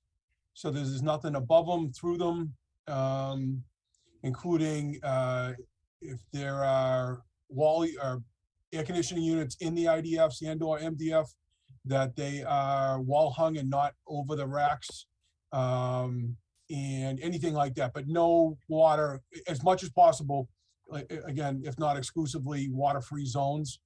And then from an electrical design standpoint, if we could pay particular attention to the elevator. I believe there is an elevator in the building, and if we can design the electrical distribution of that, I assume it will be on backup power. But if we can give some view to how that shutdown for that can be done. We run into an issue now with the state where they're making at every inspection a switch over to backup power. And that's pretty difficult in an occupied building, as many other things have to go over to backup power at the same time. So if from a design standpoint, if we can give that some space as how it's distributed, so that dumping the backup power for the elevator so that it can go over, dumping the main power so it can go over to backup power for the state can be done during the day, during an occupied situation, without creating an uncomfortable issue around the building for any other of the young, the young students that are in that building, as well as the staff. So if that could just be put on the list, that would be excellent. Yeah, so we can do a manual transfer switch that you can transfer over to generator. That way, it doesn't disrupt your anybody in the building. So it would be manual / automatic, so it would go over automatic. Yeah, no, it would, but then you could manually standalone just for that device. Yeah, great. Yeah, that would be excellent. The state, my experience has been the state is not required an actual transfer every time, and over the last 3 years, every time they come in, we have to dump a good part of the emergency system. So I'd like to not have to do that and dump other things at the same time. So Chris, just in the meantime, because we, a big part of our job is testing, what we usually do is on the elevator test is start the generator ahead of time and then only kill the breaker to the elevator, or put a transfer switch in just for the elevator. Yeah, and I think that's what Bob had said. But instead of manual, just do it automatic, so you don't have to touch. Once you kill the breaker to the elevator, it will start the generator, so they see the full thing. But you still have to get the ATS to go over, though, right? Because you wouldn't have right, because it lost power. So you kill the breaker to the elevator, so then the elevator transfer switch starts. On a local transfer switch, though, not like the way we're set up in high school. That's the issue we have here, is we end up having to send a lot of stuff over, right, because of the way it's wired. So if we could put that on the list, that would be fantastic, because it's definitely a need now. Yeah, just added it. Thank you. So on that note, it is 3 o'clock. Unless somebody has anything else sort of white hot to share, Jay, happy to make a motion to adjourn. We covered a lot. Okay, we have a second? Second. Second. Don. All right, Frank? Aye. All right, Todd is not on. Next person, Geetha? Already off. Oh, she's on. She unmuted, but I think I heard her whisper aye. Okay, John? Good ears. Colleen? Aye, and thanks everyone so much. And Mark? And I don't know if he's still. And we have Emily? She's still. No, we lost Emily. All right. And Don. Yeah. All right. Adjourned. Thanks, guys. Thank you, everyone. Thanks, everyone. Have a good night. Thank you.